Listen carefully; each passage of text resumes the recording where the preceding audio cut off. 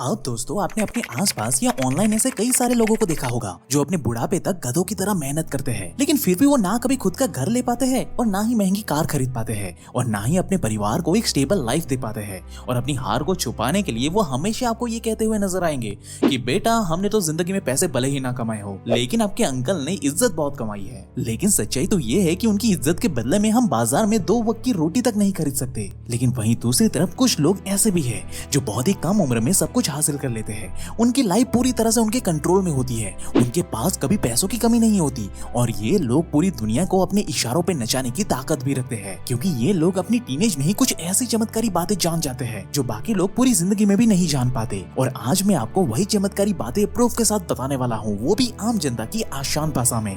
तो बस मेरे साथ इस वीडियो में अंत तक बने रहे। So hey beautiful people, welcome to Fundoo programming. मैं हूँ आपका दोस्त फंडू बॉय।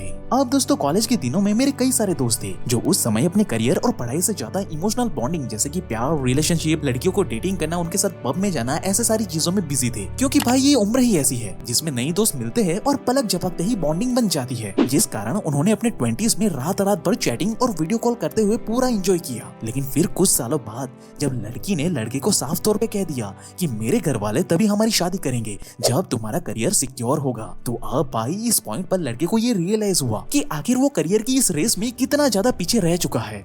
जिसके बाद लड़के ने ट्राई तो जरूर से किया, लेकिन अपने 20s में उसने कोई स्किल तो सीखी नहीं थी और ना ही उसके पास इतना ज्यादा समय बचा हुआ था, इसलिए वो चाह कर भी एक सिक्योर करियर भाई बना ही नहीं पाया। और दुख की बात बताऊं तो इसके साथ ही उसका प्यार कभी डी एंड हो गया, क्योंकि रियलिटी में सिर्फ प्यार से दुनिया नहीं चलती ना। लेकिन अब इसका मतलब ये बिल्कुल नहीं है कि हमें प्यार करना ही नहीं चाहिए, बल्कि इलॉन मस्क की wife Justin Wilson Elon Musk की बायोग्राफी में खुद ये बताती है कि हम दोनों कॉलेज के जमाने से ही एक दूसरे से बहुत ज्यादा प्यार करते हैं और कई बार कॉलेज बंक करके हम चोरी छुपे डेट पे भी जाते थे। लेकिन जब एक बार एग्जाम में मेरे मार्क्स आए थे 97% और इलॉन मस्क ने टॉप करते हुए 98% मार्क लेकर आए थे, तब भी इलॉन मस्क इस बात से खुश नहीं थे।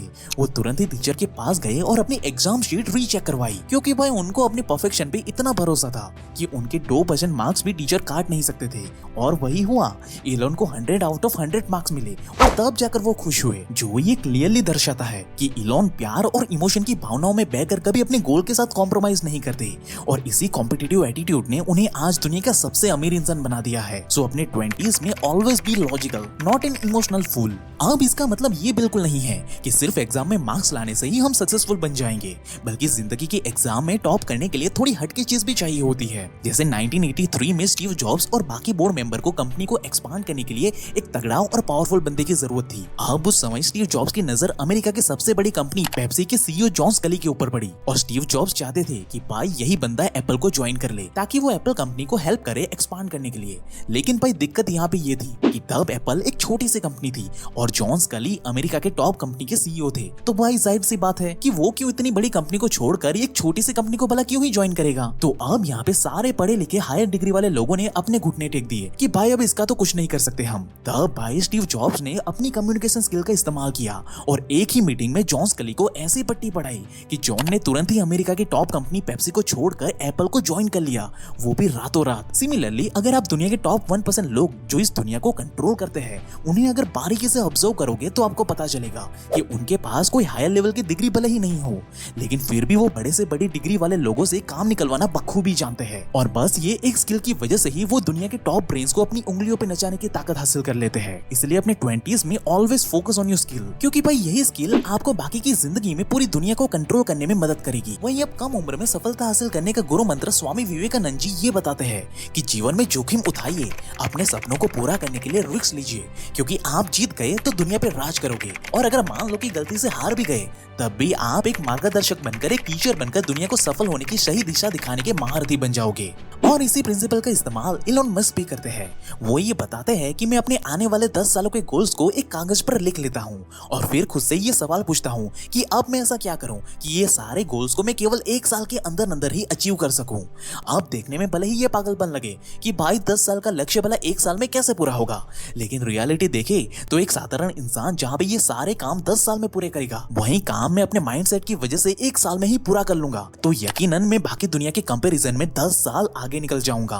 और हो सकता है कि मैंने लिस्ट में 50 गोल लिखे हो और साल के अंत आते आते मैं 20 को ही पूरा कर पाया, फिर भी मैं बाकी के लोगों से हमेशा 5-6 साल आगे ही रहूंगा, क्योंकि मैं हमेशा अपनी औकात के परे अबव द मार्क हिट करता हूँ। जैसे धनुषबाजी के खेल में खिलाड़ी हमेशा तीर को रेड सर्कल से थोड़ा ऊपर की ओर निशाना लगाकर छोड़ देता है, क्योंकि भाई वो जानता है कि तीर गोल तक पहुंचते पहुंचते नीचे की तरफ झुकेगा जरूर, क्योंकि भाई ग्रेविटी उसे नीचे की तरफ खींचेगी। इसलिए वो हमेशा अपने एंड गोल को थोड़े ऊपर की तरफ से तीर मारता है, जिससे कि उसका निशाना सटीकता से बुल्स आई में लगे। So always hit above the mark. अपनी 20s में अपनी औकात के ऊपर के लक्ष्य बनाइए, क्योंकि मान लो कि अगर आपने 5 साल में 100 करोड़ कमाने का लक्ष्य बना लिया तो अगर आप इसमें हार भी गए तब भी आप कम से कम 10 करोड़ कमाने का कोई तगड़ा रास्ता तो कैसे ना कैसे करके निकाल ही लोगे। इसलिए अपने 20s में इस बात को हमेशा याद रखना। वहीं अगली बात आपको ये समझनी है कि आप हर किसी को खुश नहीं कर सकते, क्योंकि जैसे ही आप अपना कोई नया काम शुरू करोगे कि तुरंत ही आपके दोस्त, आपका परिवार, आपके रिश्तेदार किसी ना किसी को आपसे या आपके काम से कोई ना कोई जरूर दिक्कत तो होगी ही होगी। इसलिए अगर आप अपना काम धंधा छोड़कर उनको खुश करने में या उनको मनाने में लग जाओगे तो भाई आप अपनी मंजिल तक कभी पहुंच ही नहीं पाओगे, जिसके बारे में बिल कॉस्बी ने ये क्लियरली बताया है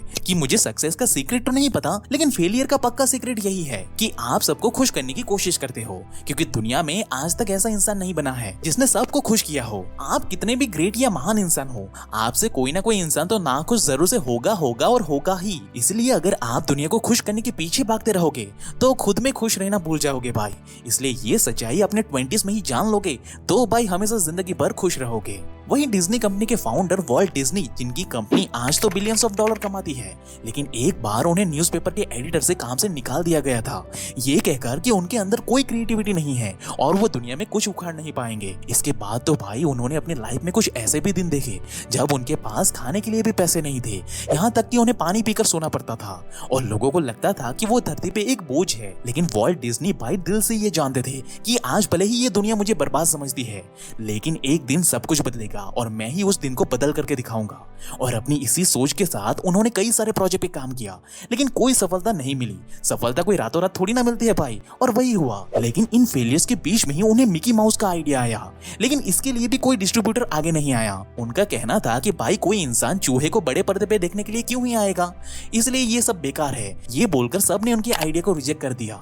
लेकिन वॉल्ट डिज्नी अपने विजन को लेकर क्लियर थे। उन्होंने खुद से मिकी माउस को एनिमेट करवाया और आवाज भी खुद ही दी, जिसके बाद तो भाई मिकी माउस के रिलीज होते ही वॉल्ट डिज्नी ने इतिहास रच दिया और रातों रात पूरी दुनिया की रियलिटी चेंज कर दी।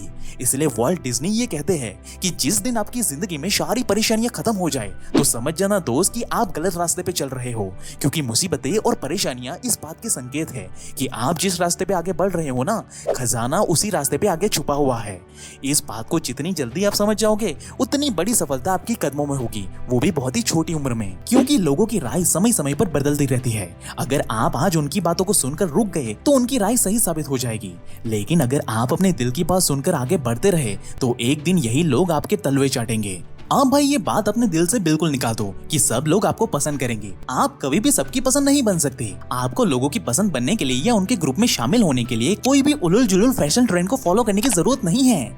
ना ही आपको लोगों की पसंद बनने के लिए या उनकी रिस्पेक्ट पाने के लिए महंगे महंगे आईफोन या गैजेट्स को खरीदने की जरूरत है। इसके बजाय हाई स्किल वाला पावरफुल इंसान बनो।